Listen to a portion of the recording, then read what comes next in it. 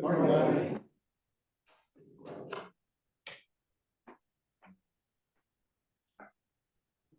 When you haven't been up here in a while, it feels very interesting. This talk is called Waking Up, and if you like what you hear here, it was heavily influenced by the work of Charlotte Joko Beck, and she has wonderful videos on YouTube, and she has a few books out. And she is no longer with us, but she left us with some really wonderful stuff.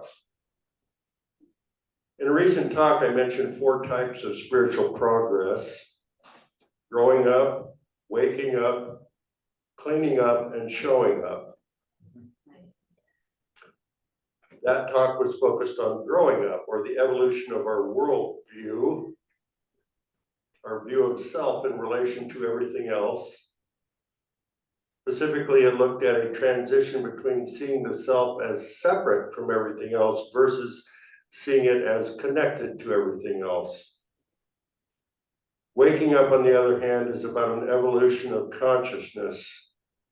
While the growing up talk was heavily influenced by Ken Wilber, this waking up talk is heavily influenced by the work of Charlotte Joko Beck.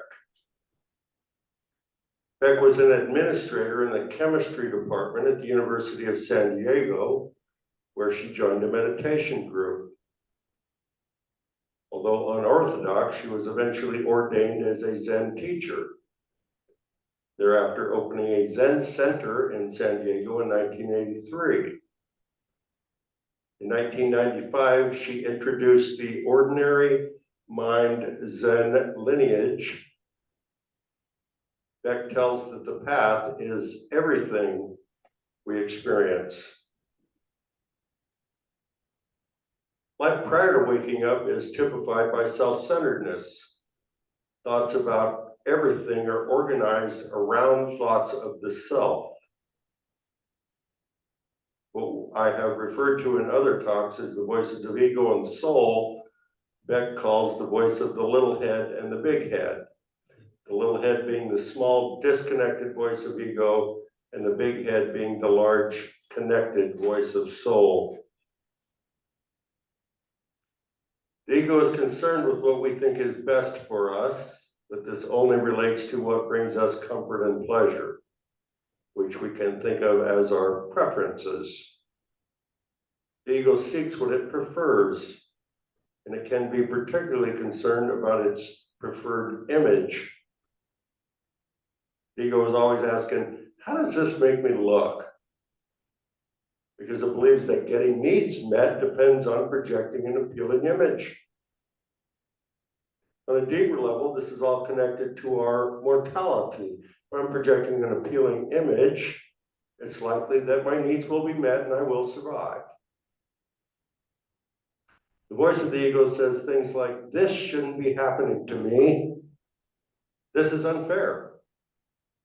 That person should see things the way I do. And why am I being victimized? All of these thoughts have a common denominator, which is judgment. Instead of just experiencing, we are judging the experience, overlaying every moment with personalization. Beck calls these personalizations add-ons. An example: Dave hasn't called me in a week as a fact. Dave's avoiding me as a personalized add-on. It's an assumption that may or may not be true. I talked about objective versus subjective in the grow-up talk, and it applies here as well. The above ego statements are subjective, meaning basically opinions influenced by personality. Instead of looking at a situation for what it is, we're looking at how it relates to us. From an objective perspective, the statement, this shouldn't be happening to me, becomes, this is happening. This is unfair becomes, isn't it interesting that I'm seeing this as unfair? that person should see things the way I do becomes, we all have different experiences. Wouldn't it be weird if we all saw things the same way? Why am I being victimized becomes, isn't it interesting how easily I can slip into feeling like the world is out to get me? In waking up, we're shifting from subjective, ego-based, from the subjective, ego-based world of the individual to the objective world where everything is open to investigation, open to even greater understanding. In waking up, our meditation is a small and essential part of our practice. There are thousands of meditation techniques that slow the brainwave frequency down to the alpha level. In alpha, we are alert but not actively processing information. Once relaxed and in the alpha state, we can practice noticing. We let the ego do what it's going to do, which is basically run amok, but we notice what it does. We notice the facts and the add-ons. Doing this in meditation helps us to do this in our everyday lives. It helps us to make every moment a part of our practice. We begin to notice how our ego sabotages our peace of mind and our compassion with an end result of a reinforced feeling of separation. We begin to understand how the ego uses our well-trained judgmentalism to keep us locked in what I call what is plus. The plus being the addition of our opinion to what is, our add-on. Add-ons are judgments. The problem is that once we have judged something, we are no longer attempting to understand it. Understanding is a predecessor or building block for compassion. The ego is constantly telling us that it is who we are. It is always paranoid because it lives in fear of being found out. Incessant judgment is how the ego distracts us from noticing that the memory-infused image of ourself, our ego, isn't our real self. The ego thrives in a world of difference. Every thought I have about being different from any of you is a thought that gives my ego another day on the throne of selfhood. That's why the ego has a doctorate in judgment. I'm going to give you an example of the ego's craftiness. I was at the grocery store the other day. There were 2 open registers and 12 people needing to check out. Fact. I reflected on how I would run that store and how I would never wait till there were 6 people per line before adding more cashiers. Add on. I further personalized the experience by telling myself I shouldn't have to wait like this. Add on. I had like 10 items and the 5 people in front of me had overflowing carts. Fact. They probably liked that I was going to have to wait for them and their full carts. Add on. The situation couldn't have been more unfair. Add on. Now you see why the situation was making me miserable. That's right, because of the way I was looking at it. I allowed my training to kick in and said to myself, if I wasn't wallowing in judgment and victimhood, the situation might actually feel better. I decided to shift gears and focus on all the stuff on racks and shelves as you wait to be checked out. Then I start judging the place for trying to sucker people into one last unnecessary purchase. Then I judge myself for doing nothing more than shifting from one judgment to another, which was just another shift to another judgment. Many say that practice is simple. Nobody says it's easy. I'm making the point that the ego is a wily rascal. But through observation, it can be tamed. The taming will always be a work in progress. I'm making the point that in everyday untrained consciousness, we are so programmed to judge that every moment is tainted by one or more judgments. And the more we are judging, the less we are experiencing. We experience with our soul and judge with our ego. I'm making the point that even when on the path, we slip easily into time-worn patterns of thought. Before we enter a path of higher consciousness, we don't catch ourselves indulging these patterns because the patterns feel like they are who we are. And our ego says, yes, that's true. I've always recommended consoling the ego as a means of lessening its paranoia. It's okay, dude. We're not trying to get rid of you. We love you. You're our connection to being a human. It's just that we voted. The intellectual self, the emotional self, the spiritual self, we've all voted. You will always have a seat at the table. We just can't let you be in charge of anything. In the pre-past state of being, we are wholly caught up in our reactions to life and completely unaware of it. Life is happening to us as if the universe has our misery as a primary goal.